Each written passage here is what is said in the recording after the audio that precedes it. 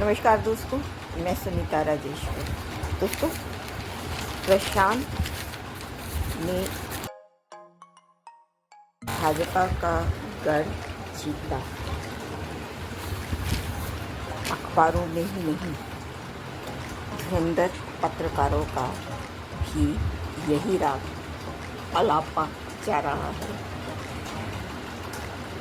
दोस्तों, आश्रम बनाम फार्म हाउस में रहने वाले प्रशांत किशोर माने पीके की बांकीपुर में जीत को भाजपा का गढ़ जीतना बताया जाना क्या सचमुच सही है?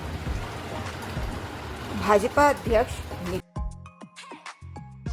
नितिन नवीन का कहना है कि उपचुनावों के जनादेश को हम स्वीकार करते हैं। और ये है नितिन नवीन, भाजपा के अध्यक्ष, और इन्हीं की जो सीट थी बांकीपुर की, जहाँ से ये लगातार कई बार विधायक रहे हैं, वहाँ पर इस्तीफा देने के बाद खाली हुई सीट पर ये चुनाव है।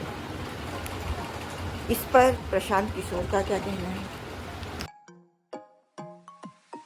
प्रशांत किशोर का कहना है, इस चुनाव में भाजपा का 30 सालों का गढ़ 30 दिनों में ढह गया।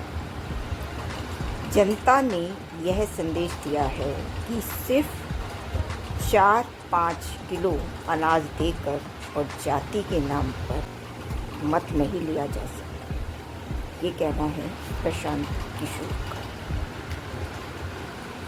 एक मुस्तुरंदर अगर पत्रकार यही राग अलाप रहे हैं और ये जो अपने प्रशांत किशोर मनु पीके भी यही कह रहे हैं।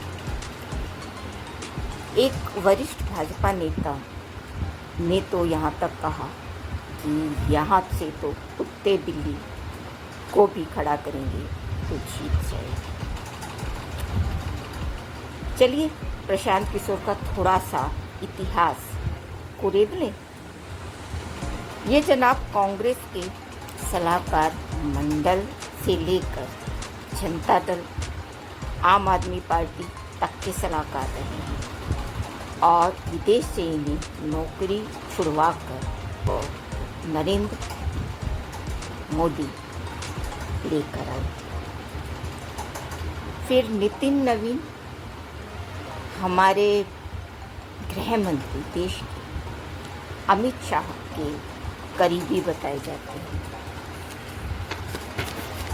और इतना ही नहीं, नीतीश कुमार का बिहार में लगातार चुनाव जीतने में महिलाओं की अहम भूमिका रही है, जानते ही हैं।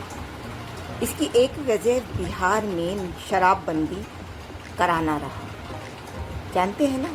एंड समय पर एक बार महिलाओं ने जब शराब की बात कही, तब उन्होंने नीतीश कुमार जी ने कहा था कि हम अगर जो चुनाव जीतते हैं तब शराबबंदी राज्य में होगी, और उन्होंने वह शराबबंदी करवा दी थी। स्वाभाविक है कि वहाँ अगर शराबबंदी होती है तब महिलाएं बिल्कुल नीतीश के पक्ष में चली भी और अभी भी हैं। लेकिन वहीं प्रशांत किशोर उर्फ पीके बिहार में घूम घूम कर शराबबंदी खोलने की बात कर रहे थे। अगर बिहार के जनमानस को दोस्तों थोड़ा सा भी कोई जानता होगा, समझता होगा, तब करोड़ों रुपया व्यूज़ के बावजूद जनसुराज वह नेता जो कि रणनीतिकारों को सलाह देता हो, क्या इतनी सी बात नहीं जानता होगा? जनमानस की पकड़ होगी तभी तो इतनी बड़ी बड़ी पार्टियों के ये सलाहकार रही। खैर,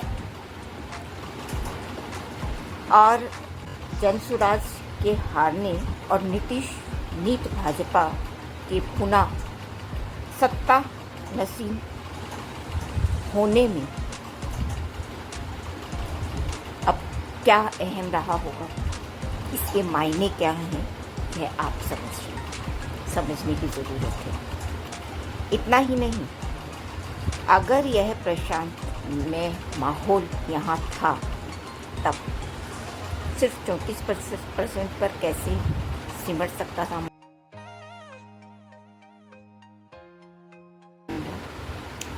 तब तो एक मुश्त 64,151 मत मिले, जबकि वहाँ पर कुल मतदाताओं की संख्या 3 लाख से ज़्यादा है। और जिन युवाओं की बात कर रहे हैं ना, वे 1,20,000 के लगभग है। और 34% अगर जो मतदान हुआ है, तब समझा जा सकता है कि जो बाकी थे वे घरों में दुखी हुए थे, उन्होंने मतदान नहीं किया। तो प्रशांत किशोर का जलवा तो यहाँ नहीं था, समझा जा सकता है। फिर किसका जलवा था, आप समझिए। लगातार कई बार से विधायक थे जो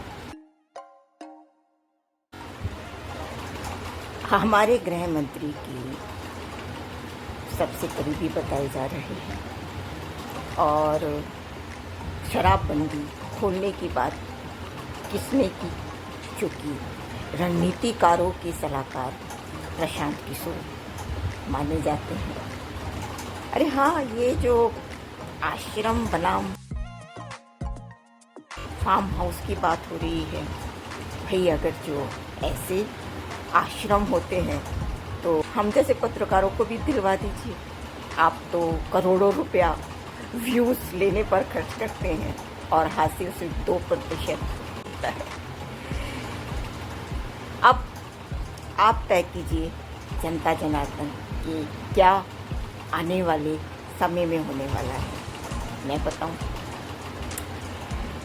राजद का बात की जा रही है। राजद तो पहले ही परिवारवाद से घिरा हुआ है और वहाँ पर तो कुछ बचा ही नहीं है। कांग्रेस आपसी मतभेद से जूझ रहा है। थोड़ा बहुत अगर जो वहाँ कुछ बचता है तो अब ये प्रशांत किशोर मैदान में है भाजपा की ओर से मुकाबला लेने के लिए।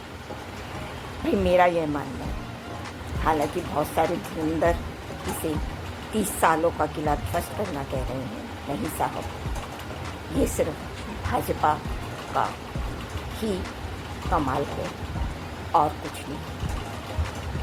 और प्रशांत किशोर जी, आप जैसे सलाहकार जो रणनीतिकारों को सलाह देते हैं, इतना जनता को बेवकूफ़ मत बनाइए। बिहार की आम जनमानस तक में राजनीति है। जब आपकी यह बात पकड़ में आ जाएगी ना, तब आप वहाँ टिक नहीं पाएंगे। तब जो भी कुछ है सामने कहकर कहिए। ऐसे कहीं पर तीर निगाहें और कहीं पर निशाना वो करने की कोशिश मत कीजिए। यह जीत प्रशांत किशोर की नहीं, यह जीत सिर्फ और सिर्फ खाली हुई सीट को प्रशांत किशोर जैसे किसी सलाहकार से मिली, ताकि शराबबंदी जैसे मुद्दों पर शराब खोलने की बात कहकर पुनः जो व्यक्ति भाजपा के पक्ष में वोट करवा सकता है। मैं सुनीता राजेश्वर, जय हिंद, जय भारत।